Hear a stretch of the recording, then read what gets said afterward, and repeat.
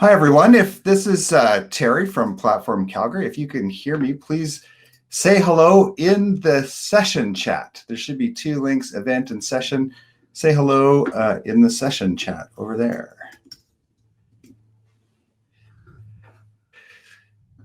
The heart palpitations of trying a new technology. Good to see everybody here.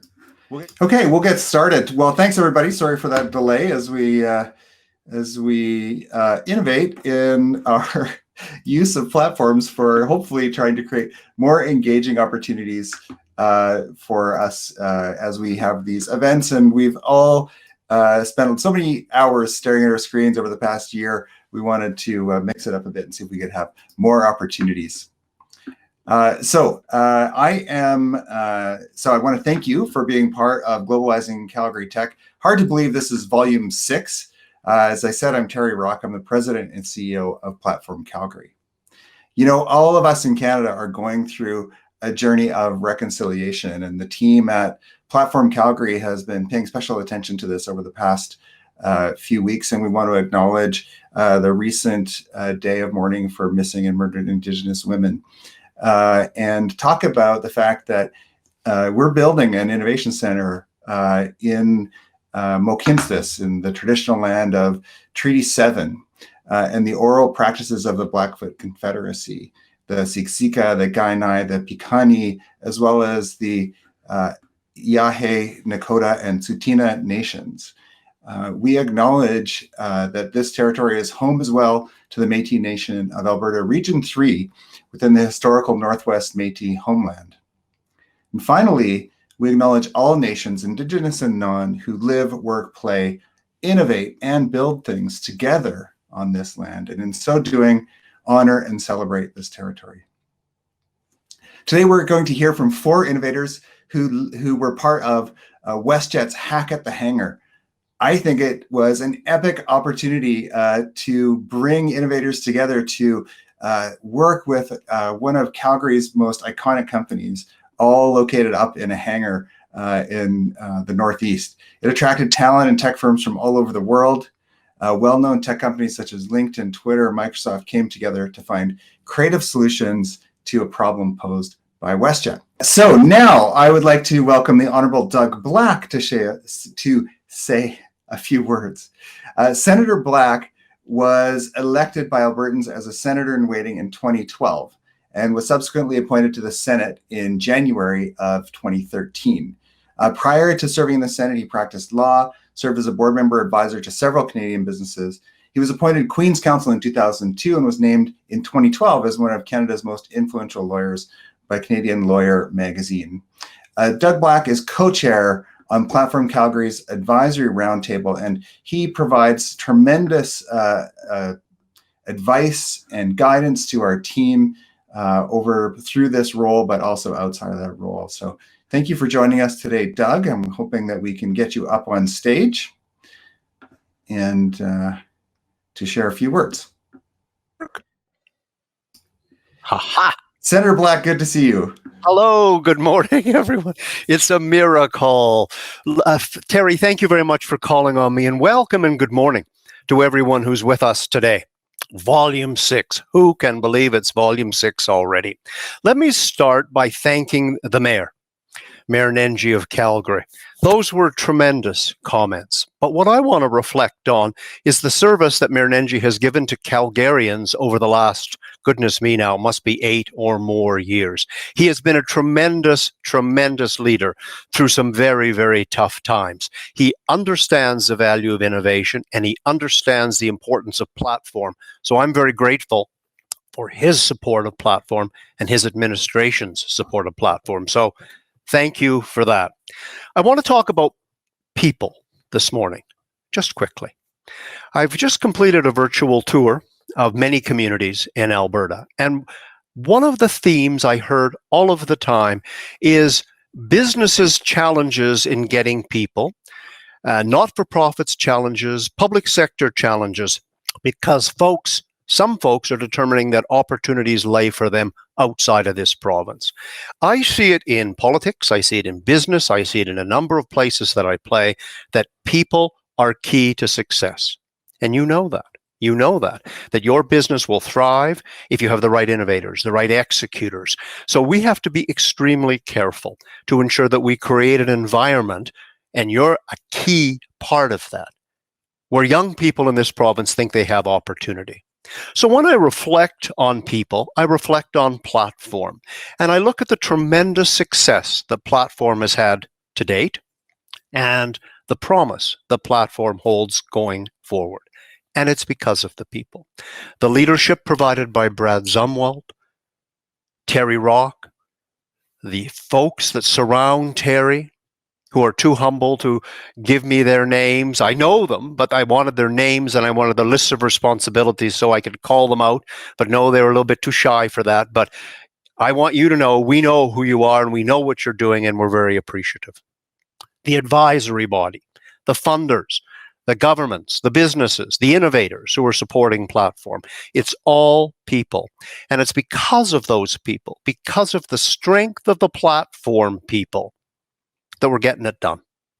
So to all of you, thank you. We would not be here today without you. We're not going to achieve the success that I know we're going to achieve without you. So I just am honored to be part of your team. As little a role as I can play, I'm proud to play that role.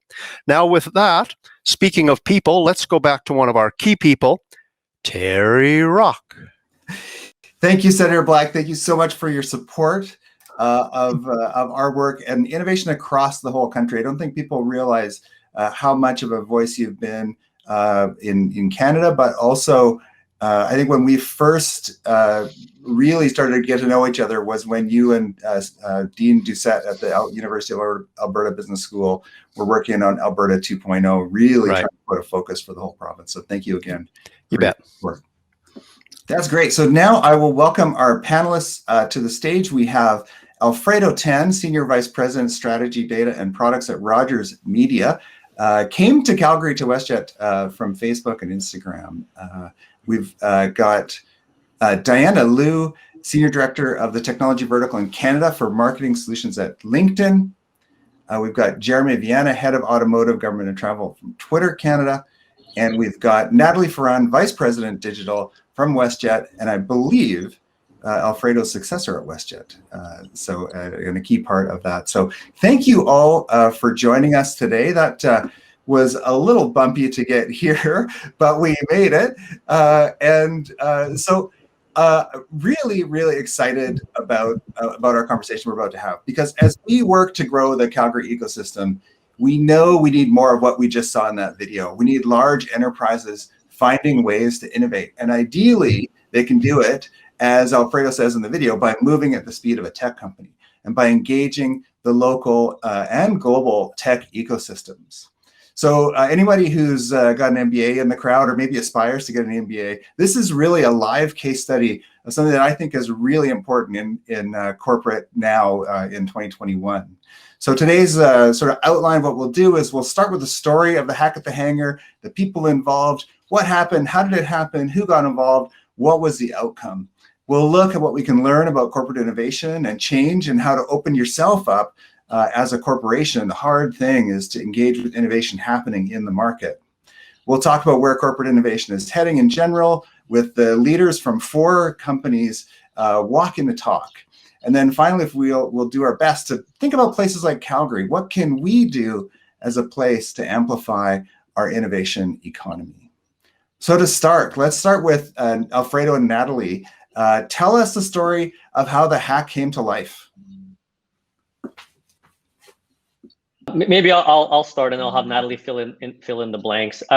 So when I had joined Terry, I didn't know much. I'll be really honest. I knew nothing about the aviation industry, so my ability to help solve problems was quite minimal. James is in the audience. Natalie are brilliant digital people who had a ton of expertise, but as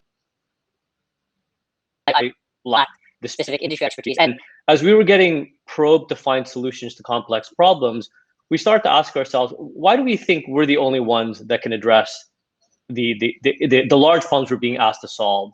So what started off as just a simple brainstorm between our leadership team at the time was, how do we solve some of these big challenges we have in the next 2 to 5 years? We started to think about, well, why don't we invite other people to help us solve the problem the way Silicon Valley typically solves these big challenges. But more importantly, maybe we can find a way to change the culture to behave in a much more sort of ecosystem fashion, similar to what you're trying to create here. And so a few of us made a few calls to our friends in the Valley and in the Toronto tech scene. And then what started off as 1, 2, or 3 partners that wanted to join us started to become this competitive, interesting landscape where people would hear about it and they would say, why wasn't I invited? And then the second piece was, well, why were we just going to limit this to the technology people in the organization? Natalie, James, and I would say, in order to drive change in the organization, we need to be more inclusive. So how do we bring people that are not in a digital or technology function? So we cast a wider net within WestJet to say, how do we bring people who want to participate with our tech partners coming globally, as well as our digital organization? So we had flight attendants, pilots, people in accounting, people that would never get the opportunity to interface with these great tech companies, as well as even potentially work with our team. So that's how we started to piece it together in terms of create a big problem that we could put in a fashion that could be solved in an 8-hour time period, bring a bunch of smart people who have no industry expertise but know how to solve big problems, and then invite people internally who have the expertise to help through the thinking. Did I miss anything there, Natalie? Can I drill down on that one thing? Natalie, you Sure. can get at this. How did you actually figure out who amongst the frontline people would come in? Was there a process to that, or was it just, somebody in the hallway seemed to have a spark and so they got the invite? So probably the most fun part of this, Terry, is we didn't have a roadmap on how we were going to get from the beginning to the end. So the idea comes up and then we had a timeline to get to. So we were experimenting in real time. So we would run each other in the hallway and say, how do we determine out of the 14,000 people in the company that could participate? So then someone would come up with the idea to say, well, why don't we make it a bit of a contest, right? You have to be a high performer. You're going to fill out maybe a short questionnaire. And then there's be selection criteria on how you would qualify for the role. So what was informal at first became a little bit more competitive in nature, but it made sure that the people that would participate would be giving it their all for sort of the 8 to 10 hours we would be together. So short answer is, at first we didn't have a plan, and then like 3 hours later, someone came up with an idea to say, here are the 5 or 6 criteria to help define who should join us for this. Mm-hmm. And we also wanted like a good mix of people from different areas of the organization to have a good mix. And we also invited guests to join us too. So we had premium guest travelers join us in the sessions. And the original intent, I think it was a brainstorm around the lounge. And then it was like growing into like how to really support the premium traveler as we were launching, our 787. And I remember Alfredo say, I have an idea. And it really just started from that. I have an idea. And why don't we bring more people in and more people in? And then it just started to grow and grow. And then he was like, this is a snowball effect. And people were just so excited to participate, especially in the airline. Coming from tech, airline is not necessarily a space that you touch or interact with much apart from being a traveler yourself. So I think there was excitement there from all the companies to come join us. Yeah, well, why don't we bring in Jeremy and Dinah right now and talk about, I think from what's interesting about this is that WestJet really broke down the barriers of their company and said, really come in. And so what was it like for you to dig into the problems of a company like WestJet? Aside from, Alfredo and Natalie's magnetic personalities, what was attractive to you to join in? Jeremy, go ahead. So it's actually a really interesting question in some respects. I think what makes it really attractive for us. So at the time when the event happened, I was at an experience and design agency called Huge, although I'm now at Twitter. And what attracted us to it is it's very rare in Canada that large, let's call them traditional businesses, signal to the market that they're ready for ambitious digital transformation. And those types of problems are the types of problems that attract the companies that showed up at that hackathon. And so I think it's the scale of ambition that is a primary attracting mechanism, of course, besides Alfredo and Natalie and their magnetic personalities. Diana. Yeah, so plus one to Jeremy. I think aside from knowing Alfredo and being really excited about just an idea to an opportunity to go and solve a problem, I think for us at LinkedIn, twofold. Personally being at LinkedIn in Canada for over a decade, I thought this was an amazing opportunity to be a part of a Canadian company who wanted to innovate and who wanted to do amazing things. And for us, we care about creating economic opportunity for the global workforce. And this was an opportunity to help a company innovate and thereby creating economic opportunity for more folks around the world. So that's what connected us as a company. I think personally, it was, again, to Jeremy's point, it was really cool to see a traditional company put together this idea. And I think, for all of us, we just wanted to be a part of something awesome. We wanted to be a part of solving for something. And so, oftentimes you don't innovate and you don't build alone. And this was a great example of a company who was bringing in the best, who didn't assume that they had all the answers. And then lastly, personally, as a traveler, I wanted to input into creating an experience that was better for me because I spent the majority of my time on the road. So there was a lot there that made it exciting. I think there's a reason why stand-up comedians can build a whole career on airplane jokes, right? I mean, so being able to jump in and tackle it is a great opportunity. So let's talk about the day itself. So what actually happened? I'm interested in some of the experience, like specific experiences you had. I think there were some stories if Alfredo and Natalie want to talk about how the hype built within WestJet. I think that would be interesting to hear. But I'm really interested in digging in, like what did we do on the day when it actually all happened from all your perspectives?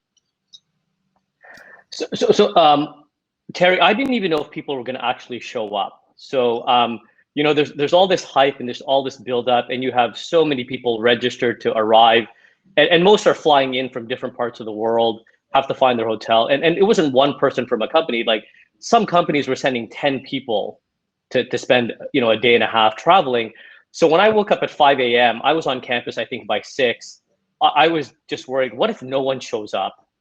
And, because you don't know what's going to happen. And that was sort of the thrill of the event, is you had no idea whether people were going to even show up. I was making calls all week, making calls to my friends saying, you better be here. Like, if you don't show up, so there were those conversations to be had.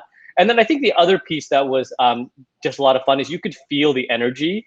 And I've been a part of many hackathons in sort of my tech career, but this one just felt really, really special that we were about to do something that the company hadn't done before.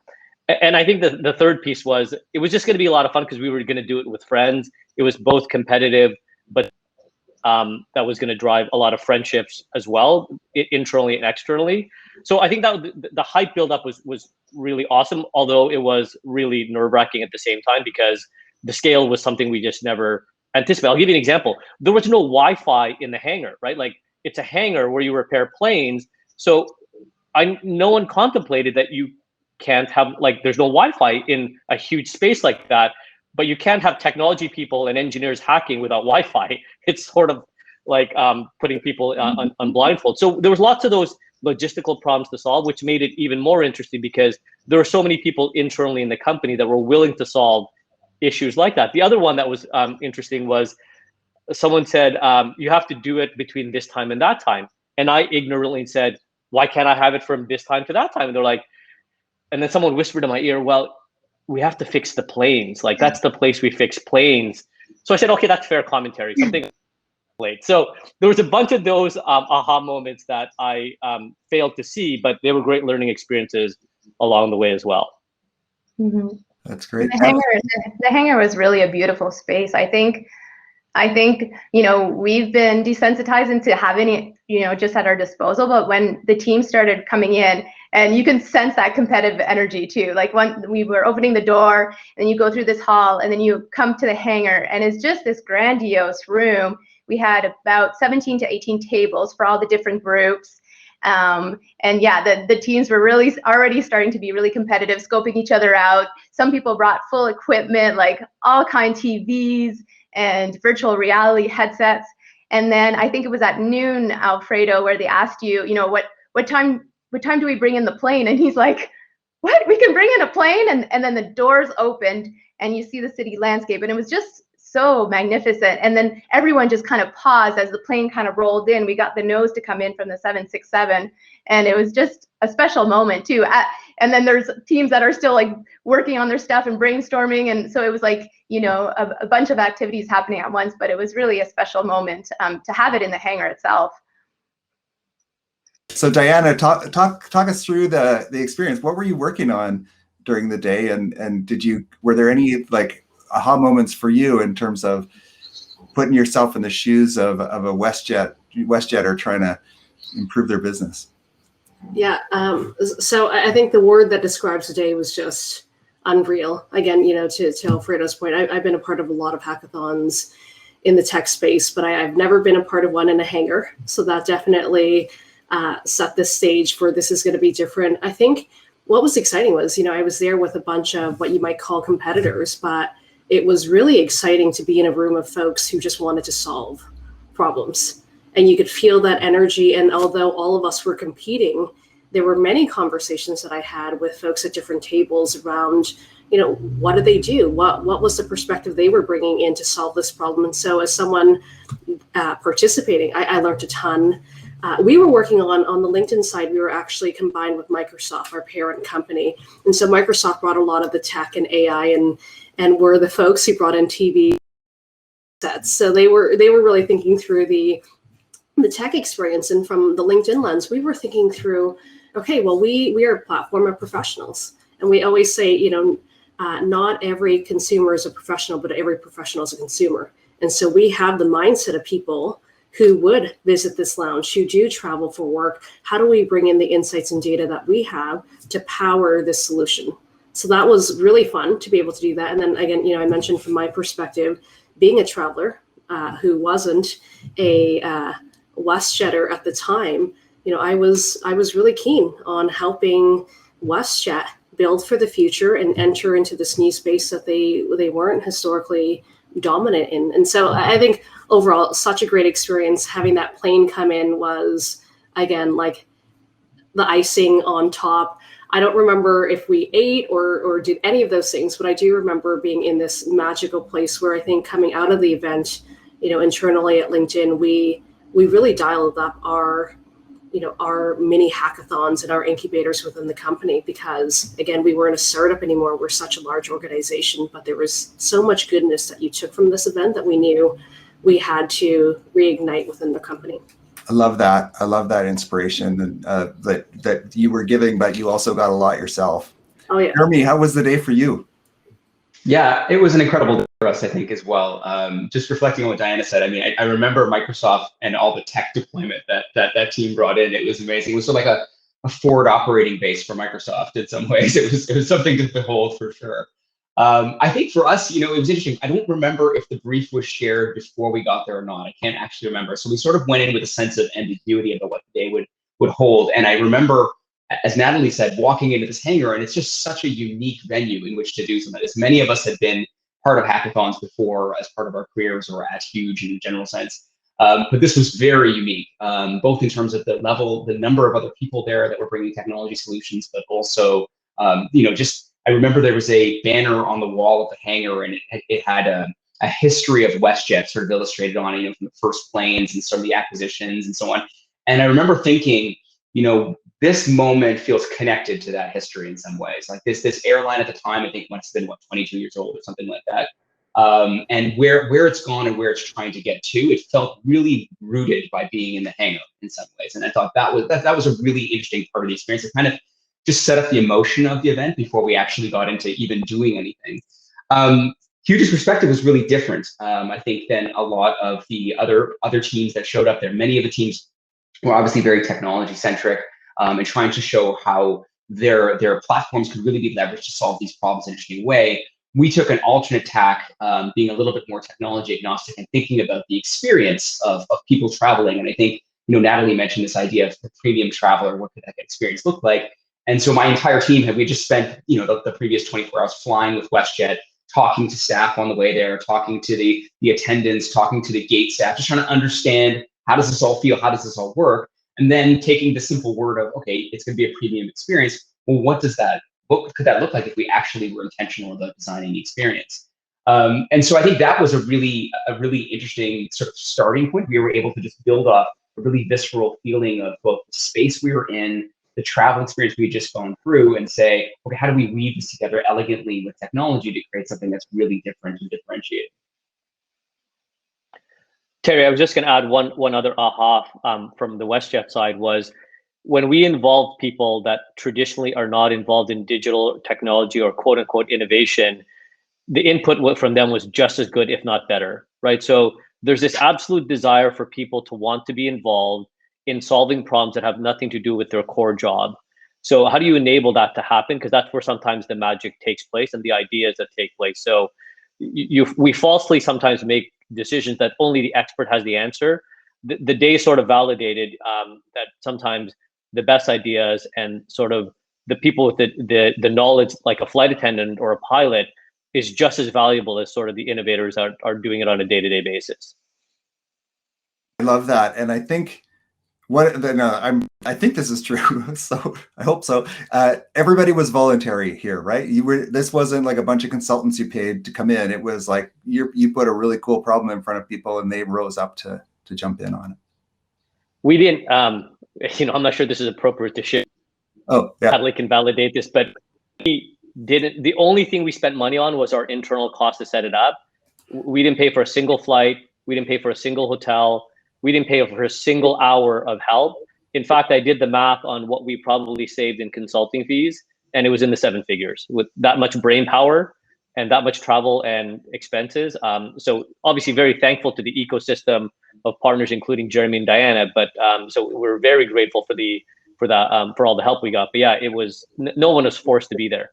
Yeah, I see. What I love is that is the ecosystem coming to bear, like understanding that you're part of an ecosystem, and ecosystems love tackling these big problems. So I think that bears it out. So let's wrap up this by going to Natalie and talking about now you're VP at WestJet, inherited this stream of activity that has come on. You're part of creating it, but now you're leading it. What have been the lasting impacts of the event, and sort of where what is that, sort of talk about the directionality. Well, it was definitely a long day, and at the end of the day, all 17 teams presented to the executive team. And so we had our training rooms where we train most of our front lines.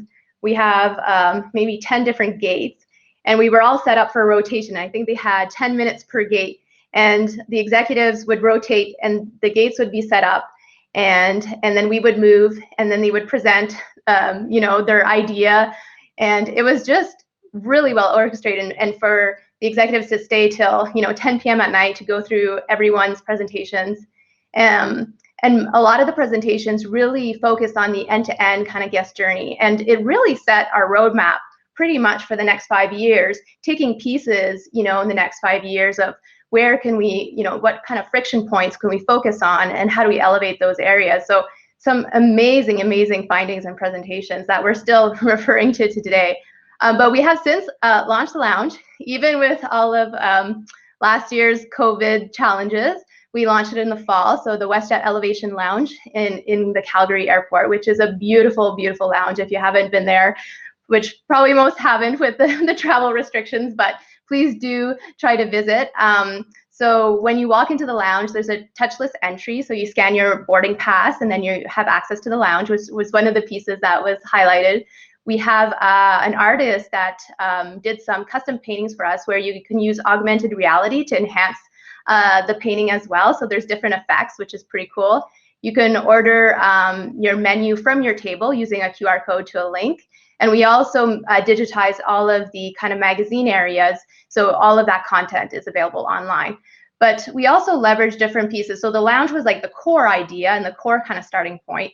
But we've since done things like we trialed onboard ordering in flight. So a few flights have been trialing that. So you can order from your seat from the WestJet Connect app, which is great. We also, there was an idea of like the lounge kind of pop-up, kind of like a pop-up lounge in the middle of the airport. And we're actually looking at if we can use that for the WestJet store. So we had a WestJet store on campus, we have since brought it online.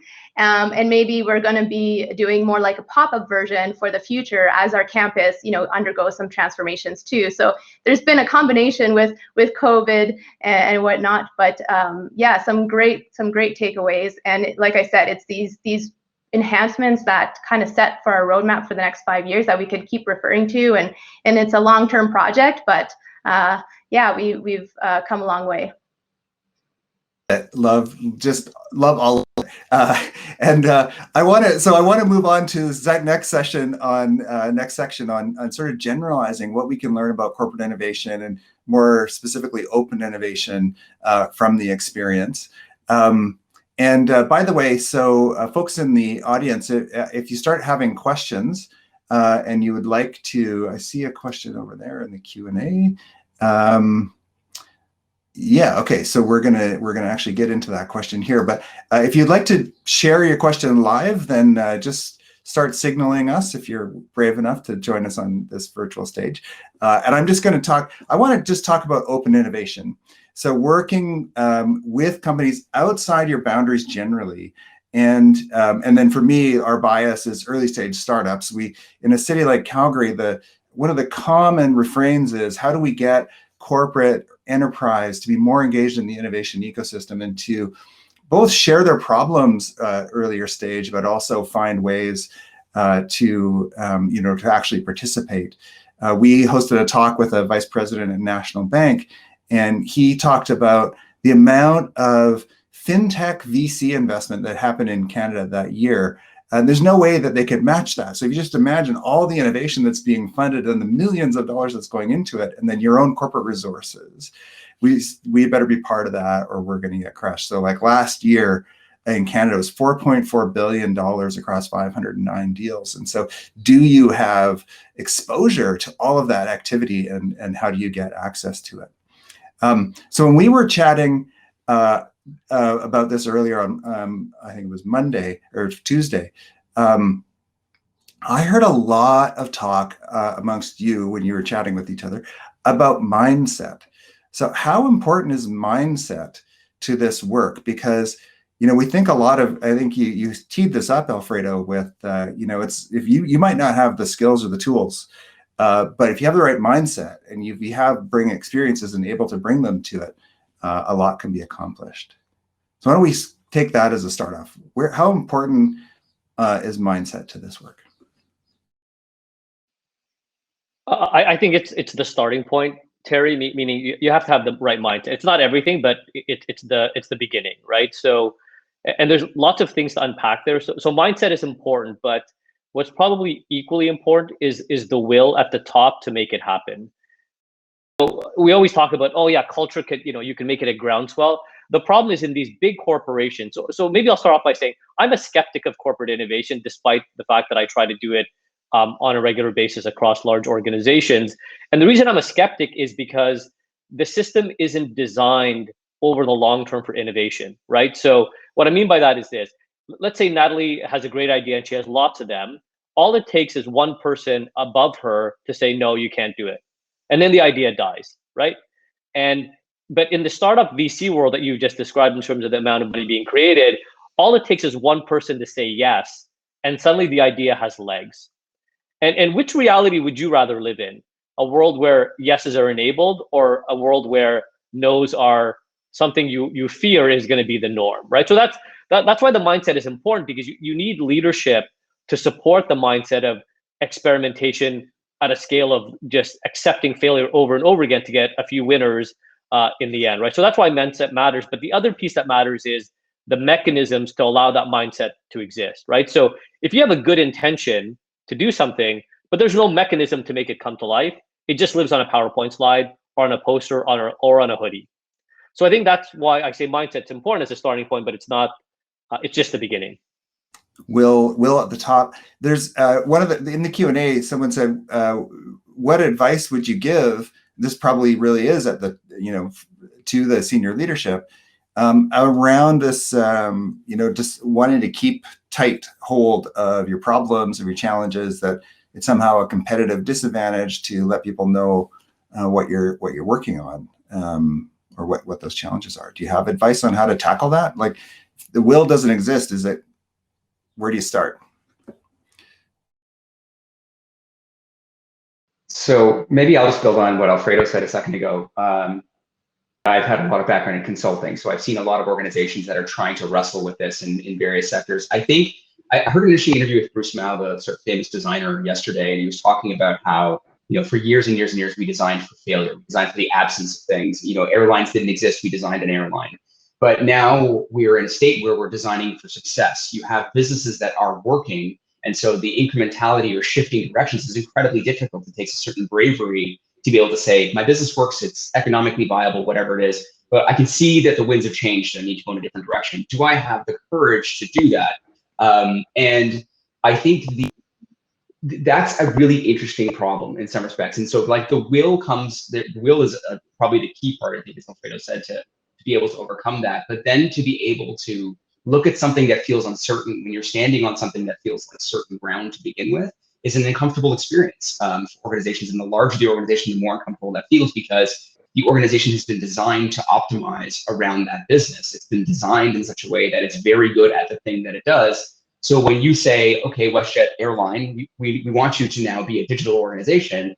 Well, what does that mean? Where's the organizational muscle that exists in order to pull that business into that direction? It's really difficult to do. And so, I think recognizing the fear that exists in an enterprise to actually make this happen, it's a sort of first and important gate to go through. But then after that, to sort of rapidly understand how to do innovation in a way that goes across the organization, is not just done as a sort of skunkworks project over on the 7th floor with, Tim leading the team kind of thing, is the right way to integrate that across the business. Yeah, making it cultural really is kind of what you're talking about there, I think. Natalie, do you want to jump in? Yeah, I was just going to say, the airline industry, we're built around not taking any risk. Safety, security is our top priority, right? And we've also applied that across the organization in some way because our culture was built on that operational effectiveness and safety above all. But I think it's, education, that there are areas you can take a risk. There are areas you can experiment and start small, and I think it's that mindset and that approach. And a lot of it is just, education and starting somewhere, starting small, and then growing from that value. And so that's kind of been the way for the digital team within WestJet, is like showing them that, yes, you can take risk in certain areas, and how it's done, how do we experiment, and going into like minimum viable products versus, these big projects where everything needs to be tip to tail perfect. So it does take time though, because 25 years WestJet is built on not taking risks, and we're a team that's trying to challenge that. But there is a balance in the ecosystem, and there's a way to do it, and rightfully do it. And so that's where we come in, and we just need to kind of demonstrate how, and I think the hackathon was an example of that too, and thinking differently. How do you approach problems differently versus, senior leaders around a table just brainstorming? So, that is an example in itself of how we tackled a problem differently, with great outcomes. Yeah, go ahead, Diana. Yeah, I just want to click on something Natalie said.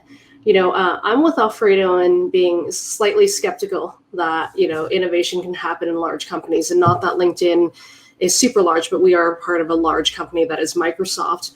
And so oftentimes when I've looked for opportunities to drive innovation, it is, I know as a whole, we might not be open to innovating something big, but there are pockets and parts of the organization where there is a greater willingness to do it. And so for me, if I have an idea, I might get a no, but the reality is, if we believe that this idea is worth pursuing, we would go and find someone who does say yes, who will give us that opportunity to at least have a hypothesis and see it through a bit. And so I think one place is, if you're a large organization, you're going to face a lot of no's. But if the ideas we're pursuing, just go and find the one yes, because one person can allow you to go and pursue that path. I think, Jeremy touched on this idea of, how do we change the mindset around failure being a possibility and a likely outcome? For us, we spend a lot of time showcasing failure and ensuring that our teams, top down, feel comfortable in that. And part of it is actually just having that really uncomfortable conversation of, why aren't you innovating? And if you go down that path and just keep asking why, most people don't want to fail because they think they'll lose their job. And if you demystify that and make sure that people understand that's not an outcome.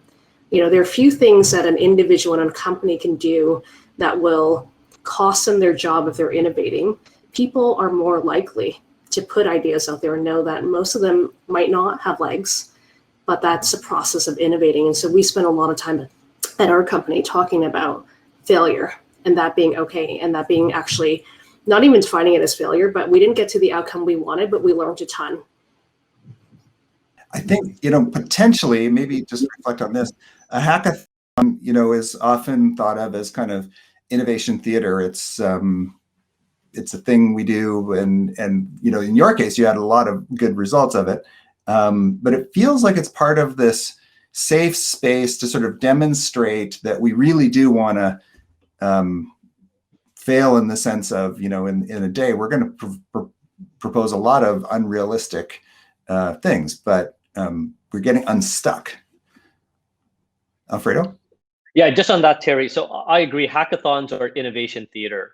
What matters is building, right? So if you are, it has to have an outcome like, am I building culture? Am I building people? Am I building products? Am I building services? If it's doing none of those things, don't do it, right? Like there's other ways to do things more effectively. It becomes purely just for theater and press, and that's not the right outcome that anyone should be striving for. So I think it's getting the buy-in from the key decision makers to say that if we do this, you have to let us go build, because without that, there's no point, right? So that's I think the nuance is, there should be some sort of hacking happening on a regular basis that doesn't need the scale of a hackathon. You could be doing that with 3 people on a daily basis, but to do the scale of what we had tried to do, the condition was we need budget resources to do the next thing after it. Otherwise, there's really it's not a good use of resources and time. Right, and there's something there, as leading an organization that's going through a lot of change, and we have this internal joke, no new programs, and then we look at our past quarter and we launched 3 new programs, and it's because we're innovating as part of what we do. It's actually one of the things we do, and it's a line of business effectively. And so I think when we talked about the corporate stasis that happens when success is what you're building from, it's how do you build in, it's so cliche, but it is actually a real logistical problem. Build in the time and the resources into your business so that you're creating the thing that's coming next as part of how you just operate. Natalie, there's a question about how does WestJet build off the success of the hackathon so that it's sort of part of the culture, that kind of thing. Mm-hmm. Thoughts on that? Yeah, so I think one of the big takeaways was how important it was to bring people from different pieces of the organization with the guests on board like around the table and brainstorming together. So when we tackle a problem, we tend to do it in silos. So how do we make sure to include, the agents, the front lines, the traveler when possible, and make sure we get that 360-degree view. We've also had, so some key takeaways, some of the teams did mini hackathons themselves. So we had the onboard service team look at how can they be more efficient in how they roll out the menu on board with the cart service and whatnot. So there was actually mini hackathons that were inspired from this to show like Alfredo said, you could be 3 people that just kind of organize this and bring people on board. So they did 2 mini hackathons a few months after this one, inspired by that. So I think it's this concept of it's not a big step to just bring people around a table to have a conversation.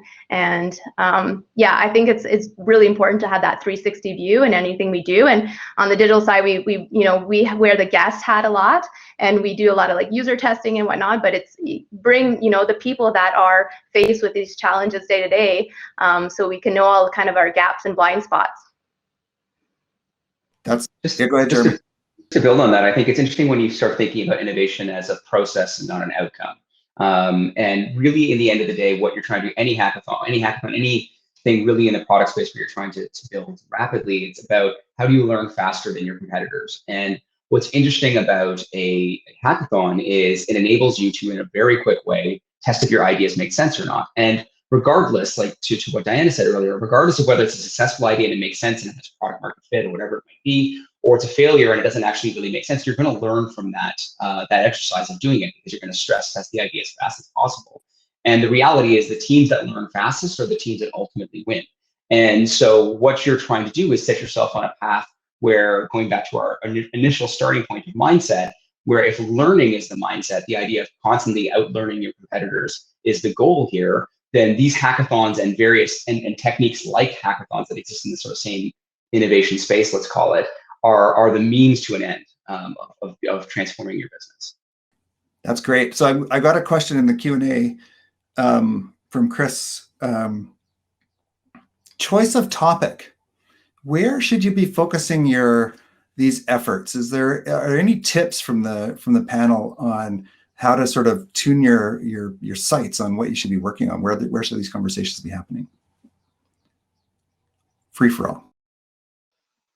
I heard a saying the other day, hopefully I get this right, is we're willing to test everything, but we won't test anything, right? Meaning like you have to be thoughtful about what problem you're trying to solve, because you could do everything, right? So one of the things that we think about is maybe creating a criteria set, right? Like which problem has leverage if you solve it? Which problem can scale, right? Or does it have a financial benefit or a consumer benefit? So it can, or maybe it's just for curiosity's sake, and that's okay as a criteria as well. I think it's alignment among the people who are sort of key decision makers to enable this, to say, what problem are we trying to solve, and can we solve it in the manner that we're thinking about? So I think having criteria, minimal criteria, I'm not saying like a full out NPV, ROI, IRR analysis that will bury people in 9 months of business case work before anything gets done. So that's not the suggestion. It's somewhere in the middle between no structure and no criteria to typical business cases, which take a long time. So finding the happy medium to make sure that you apply a set of criteria so you understand the experiment you want to run. Mm-hmm. And I would add to that, bring people from different areas of the organization. So it's like if you do, if you're trying to solve a problem within your group, you're not going to get that reach and that buy-in. And I think that's what's really important. People, being brought on board and seeing, oh, wow, like this is how you tackle ideas. And then they bring that to their teams, and then it kind of grows from there. So if you can tackle something that impacts, at least 3 or 4 different departments or teams or whatnot, so they're part of it with you. Yeah, just building on that, I agree with all those things. I think the other thing also is not always having a business lens. So not believing that innovation only comes from people who are at the business themselves, but actually going and consulting with the users of your product or the users of your business to map out how do they experience dealing with you? What does that feel like when they first find out about your company, when they first engage with you to provide services or deliver a product or whatever it might be? And what does the post-sales service feel like? And then look across that customer experience and look for points where there's high degrees of friction, because those are going to be sources of opportunity to improve the way that people experience your brand, your product, your service. One thing I learned from the hackathon, and I think Alfredo touched on this earlier, is just the value of perspective.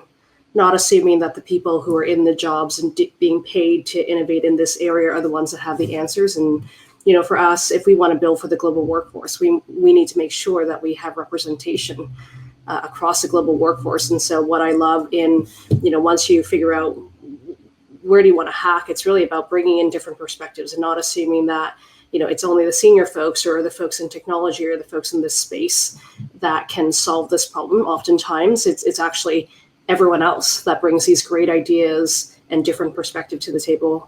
I'm a big fan of doing this because, for me, the value is sometimes I'm in this echo chamber where everybody says the same thing. You spend enough time in a company, you start to sound the same, and you like it's like that +1, like great idea.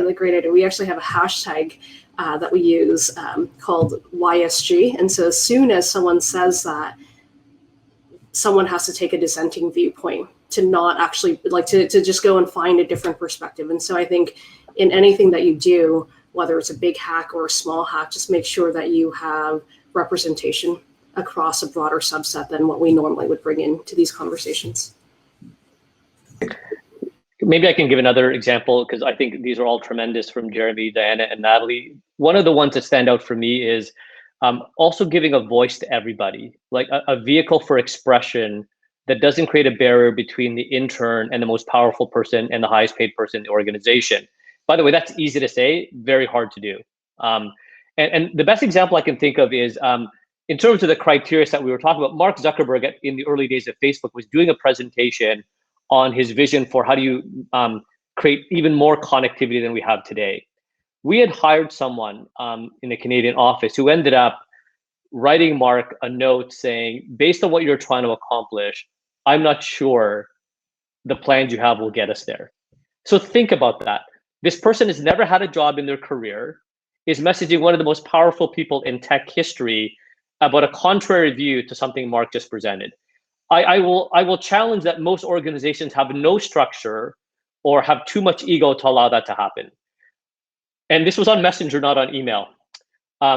This person who I know very well said he had no idea if Mark was going to respond. Mark responds and said, that's an interesting perspective. And obviously I'm paraphrasing this. He said, let's jam on this some more. So they did. So imagine being an intern, now having this one-on-one conversation with Mark about something that you're challenging the criteria and the approach. Long story short, an entirely new division within Facebook was created, and it was spawned by the thinking of this intern that managed to have the courage to tell Mark how to think about it differently. By the way, this person ended up going to work for Elon Musk as the youngest executive ever in the history of Tesla. That's very cool. And just, I think we all know how challenging that is. It just goes back to, again, to mindset is part of it, but then you actually have to build it in to your organization that is actually, it's cultural, but then there's process, all that has to be part of it. So let's actually just wrap this section on who's the best at this right now. Like if we were to, so you can't talk about yourselves, who out there do you admire in their ability to put these, what we've talked about into practice? And we can just do this sort of rapid fire, but who should if the audience take a look at and sort of go, okay, check out what they're doing? Well, if you look at design thinking, I've done a few workshops now with IDEO and IDEOU, and they really, bring you on a journey, show you how to brainstorm differently, and now virtually, they can bring in big crowds, and they have a really great way of like simplifying the problem and like looking at the extremes of the problem, meaning like, say it's your target audience, what are those extremes of that audience? And they just have a really, really great simple framework too. So anyone that's just kind of starting off, like how to brainstorm ideas, like how to tackle things. They have a lot of free material, but participate in a few workshops. Even they have a design thinking certificate, and that's a great area if you're looking for kind of like solidifying a simplified process to get kind of teams on board from that perspective. So definitely, I would highlight them. Anybody? Go ahead, Jeremy, you go first. I knew you were going to make me do that. Well, I'd have a lot to pick from, but I'll pick a big example, which I think is Uber is a great one to look at in some respects. And I think we often just simplify Uber and think about it as it's the ride-hailing company. It is what it is, and what's so innovative about them. But some of the stuff they do is just incredible. I'll give three really quick dimensions. One is, firstly, the way that Uber is able to shift the social contract of the way that we think about transportation. Can you imagine 15 years ago getting in the back of a stranger's car just because you have a piece of plastic in your hand that says it's okay to do so? Like, that's absolutely insane that you would do that. And the fact that now it's just common practice, you're like, oh, my smartphone says it's okay. And so you just get in a car with a total stranger is an amazing thing if you think about being able to innovate the way that society works in some respects. Secondly, if you look at the pressure the company's under from a pandemic perspective currently, and the networks that what they've been able to establish in terms of the community of drivers, the community of users, and other things that exist at a city level, let's say, enables them to do things like Uber Eats, enables them to do things like Uber Cargo, that they're positioned for other areas of the economy right now that they can deliver at scale that very few other competitors can do. And that takes an incredible innovation mindset to get there. And then lastly, what I love about the companies, the ones that I hold as the best examples of innovators, are the ones where they are data fueled and they're thinking about what their business needs to do. They're not managing their business through an Excel spreadsheet, they're managing it through reams and reams of data. And what makes that exciting is, you're just seeing the tip of the iceberg. I see an app in my phone and okay, that's Uber. But actually what's happening in there is, understanding traffic analysis, understanding where demand lies at all times, understanding where to deploy human capital and a variety of other things like that. For me, just incredible strides in innovation. And, obviously Uber there's a buzz around Uber in a general sense as well, but nevertheless, you'd be hard pressed to knock them as a non-innovative. Maybe the example I'll use isn't a tech one. I'm going to use Nike, right? So if you go back even to the non-digital world, their ability to take what is just a shoe, whether it's the Air Max or the Jordans, and it's obvious now that it's an amazing product. But if you go back and look at the history, they didn't know if it was going to ever make sense. A shoe with an air sole in the back that is visible to the world, right? Like that's pretty groundbreaking at that time period. And then number two, if you think about their digital evolution, their increasing focus on the direct-to-consumer experience that bypasses the retailer, the customization, the data they have around what would be interesting, the way they think about limiting specific supply areas to drive the secondary market pricing. It's a company that just innovates at an impressive scale on a commodity product, right? We're not talking about a car or flying or going to a sporting event. It's a shoe. And they've made something magical about that experience. And they've been doing it for decades, right? It's not like they're irrelevant. They were relevant in the 80s, 90s, 2000s. Here we are. And I argue they've become even more relevant than ever before. I love that my shoe talks to my phone these days. And I think, I will share an example of a company. I think, to everyone's point, you heard about a lot of companies. And I find that when you're in a certain industry, you often look within your industry companies and you think about what are they doing? How do I innovate? But where we get a lot of inspiration ideas is looking outside of our industry, looking at the non-obvious things like Nike. I would say that I'd argue any company that can be relevant through decades, that can reinvent themselves and continue to be relevant is highly innovative. But it might not be the same definition that we think about, oh, this car is self-driving. Well, no, that's innovation too, that's different. But here's a company that understands their market, understands the change, like the needs and changes in our economy, and then they can adapt. And so, if you're looking for innovation as a company, look outside of the industry that you play in and look to the non-obvious choices. There's so many out there, and you take pieces of all of them. Like not all of us are going to be, LinkedIn isn't going to create a self-driving car because we want to innovate and compete with a Tesla, but we'll innovate in our own way. I think just to double click on Jeremy's point, for us, the innovation really is about how do we use the data in a privacy safe way to start to look at signals and patterns and then move to, adjust our platform and everything in the direction of where the world is going.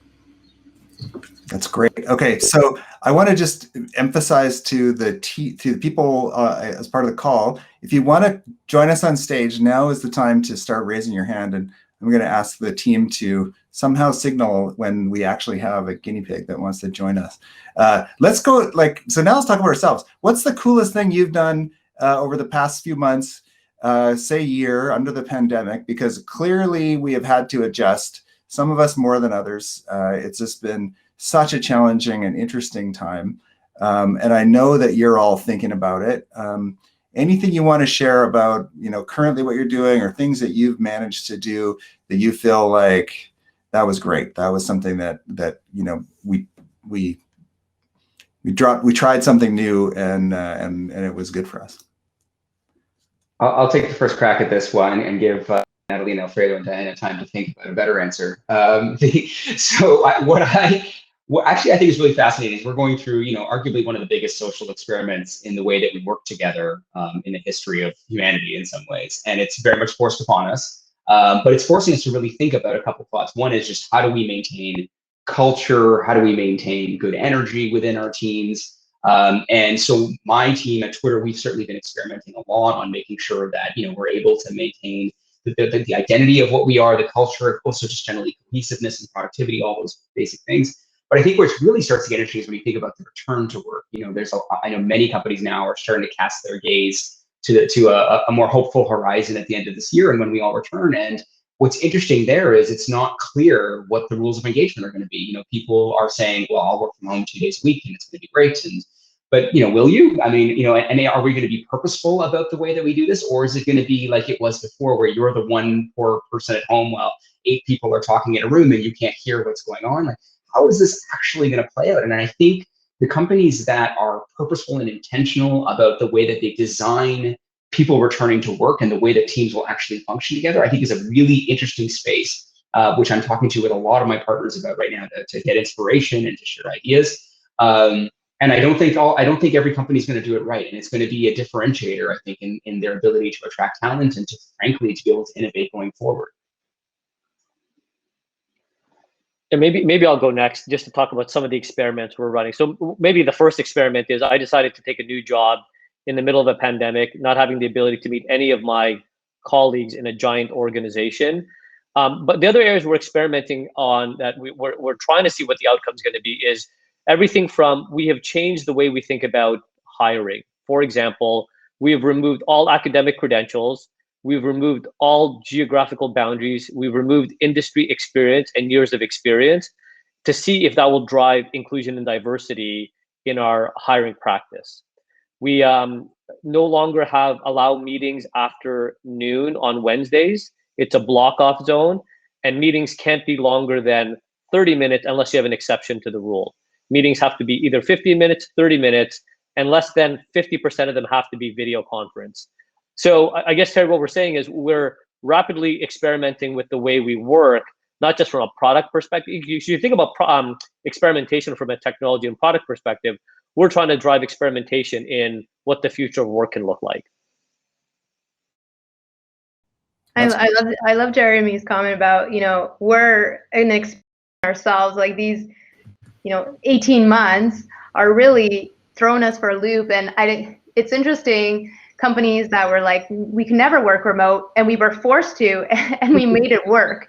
And there's been a lot of positiveness. Like, I feel the team, like on our side, is more connected than ever. There's more equality. People are across the country, and we can't even tell the difference, and people are productive and have a good work-life balance. So there's been that. But what I find personally interesting is seeing how other companies have adapted, and you know, whether that's curbside pickup, or like every time I would go into spin class when it was open, they would have a different procedure, and then the form moved online, and then it's like the acceleration of the digital has been just fascinating to watch. Even though there's been, you know, of course, devastation with COVID, but it's been just fascinating to see the acceleration of our industry within, you know, these last 14 months. So that to me has been really, really just interesting to watch. So I'm just listening to the three of them speak, and I'm thinking we definitely need some version, a virtual hackathon to think about return to work and diversity, inclusion, and belonging.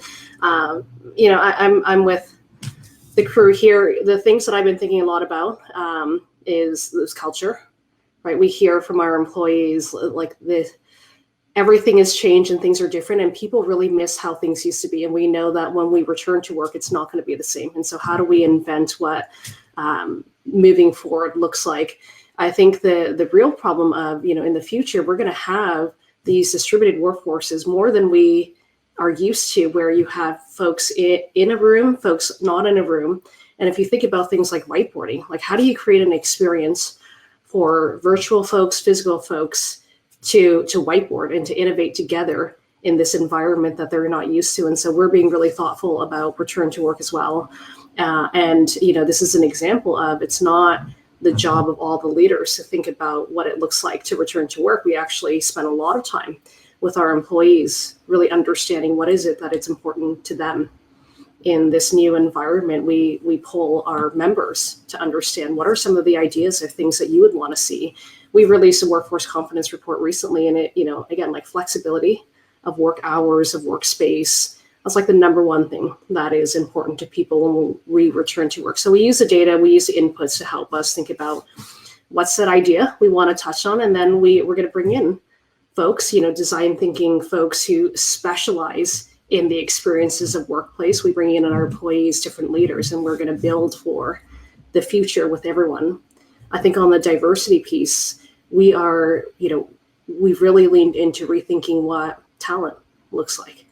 And so to Alfredo's point, we've removed a lot of these required credentials, and we're training our teams to understand, how do you uncover skills and competencies that allow us to believe that someone can do this job well versus, on paper, they look amazing. I think that based on their past experience, they can do this job. We know that the world of work is changing. And so I think all of those things we're thinking through, and I've gotten a lot of inspiration from this chat, and really, like, I'm going to stand up this return to work hackathon, and I hope that you will be a part of that.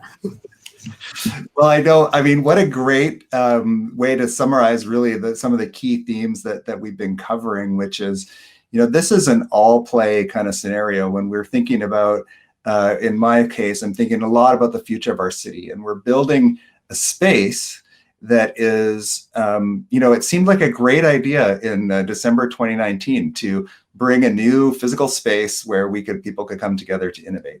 And we've had the good fortune of being able to think about space in the new reality that we're going to be in. And we actually think that there are really important things that space can accomplish, and that our value is going to be even higher in the new, when we get back into it. But more importantly, when we talk about an innovation center in Calgary, we want it to be an innovation center for everyone. So just even talking about your corporate practices, where you started to really look at what are the barriers we're putting in place to allowing everyone to be part of this conversation to move us forward and to bring their best, is inspiring for us. So, wow, thank you. Thank you for, I know I loved that conversation a lot, and I would love to keep on going. But we're going to wrap in. We're going to move into allowing our folks that are joined us to go into some networking, if possible. I think technologically we can do it. So I want to thank, first of all, the panel for taking your time to do this. We started Globalizing Calgary Tech as an innovation. We have to build a movement around our city, and we wanted to find people who care about it, who have some connection, who are willing to lend their insight and network to help us do this work. And we rolled it out during the pandemic, and it's allowed us to bring in people and perspectives from all over the place. So thank you all for being part of that, for sharing your story, for really fantastic insight. I also want to thank the City of Calgary and Alberta Innovates for putting in place public infrastructure that can host these conversations and move them forward. Their core funding to us makes this all possible.